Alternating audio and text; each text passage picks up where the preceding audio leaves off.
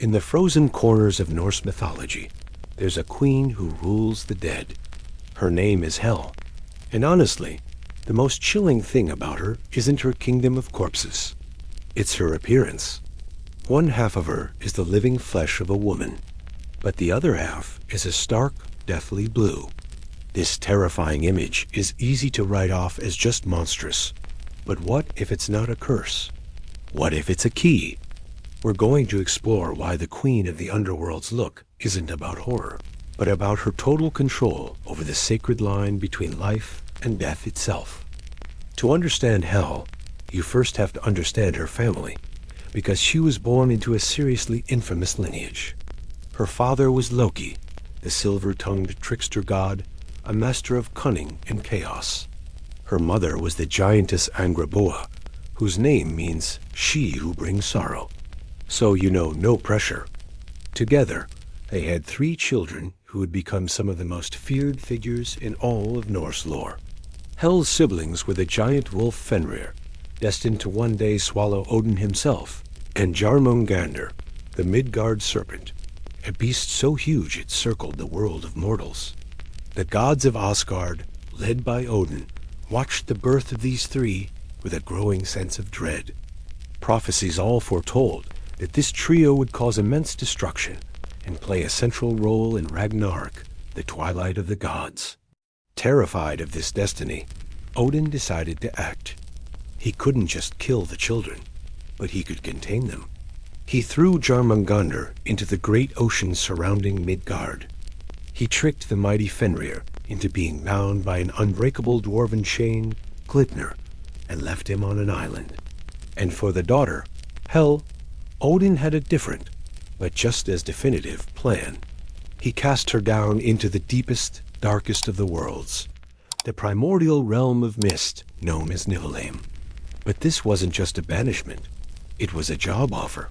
Odin gave her dominion over this gloomy world, making her the ruler of those who died from sickness or old age, the vast majority of people. These souls weren't glorious warriors, but their transition needed a guardian. She was given a throne and a kingdom of shadows, a realm for the unglorified.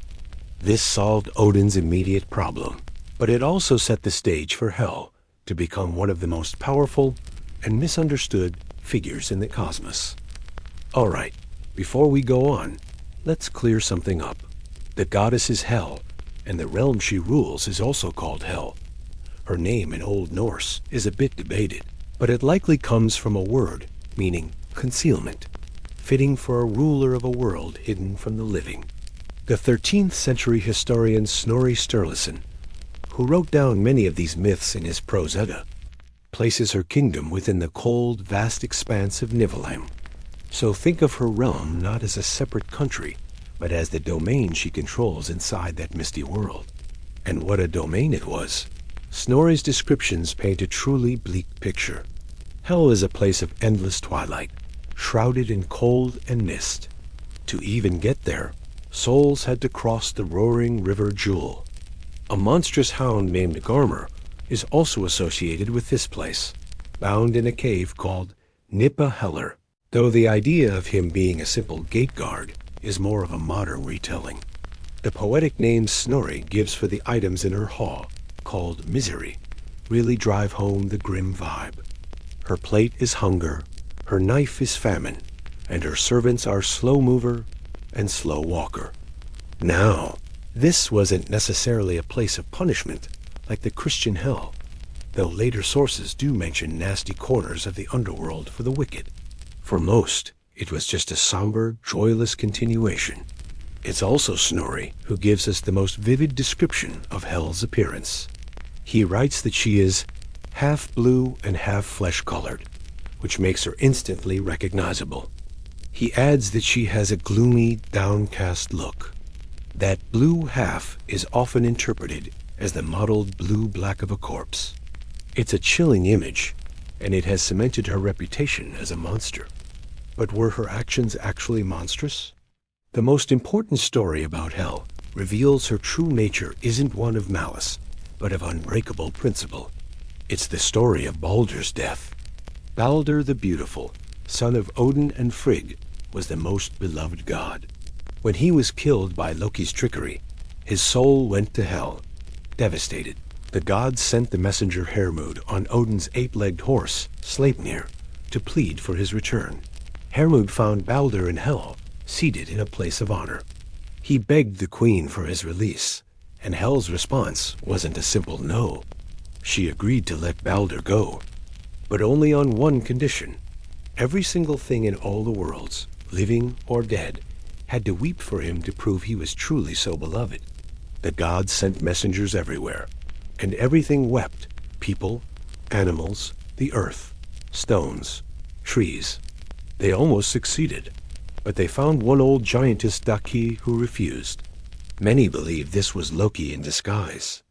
She sneered, "Let Hel hold what she has." With that one refusal, the condition failed. Balder had to stay. This story is crucial. It shows Hel not as a cruel jailer, but as an impartial ruler bound by the laws of her realm. Her word is final, and her justice, while grim, is fair. She doesn't enjoy suffering. She maintains order. In the frozen corners of Norse mythology, there's a queen who rules the dead. Her name is Hel, and honestly, the most chilling thing about her isn't her kingdom of corpses. It's her appearance. One half of her is the living flesh of a woman, but the other half is a stark, deathly blue. This terrifying image is easy to write off as just monstrous. But what if it's not a curse? What if it's a key? We're going to explore why the queen of the underworld's look isn't about horror, but about her total control over the sacred line between life and death itself. So, when we look at Hel, we're not just seeing a queen of the dead. We are seeing a profound reflection of the Norse understanding of life's great cycle. Her half-blue, half-flesh look is the ultimate symbol of her role. A warden standing on the precipice between what is and what will be, the physical embodiment of the line we all must cross. This ancient figure is a world away from her modern portrayals. In pop culture, most famously as Hela in Marvel's Thor, Ragnarok, she's a power-hungry villain bent on conquest. But the Hel of mythology is far more complex. She isn't a conqueror. She's a keeper, a force of nature upholding cosmic balance with impartial authority. Her story doesn't end with her just ruling her realm either. During Ragnarok, the end of the world, Hel plays one final crucial role. Prophecy says that the ship Naglfar, made from the fingernails and toenails of the dead, will set sail.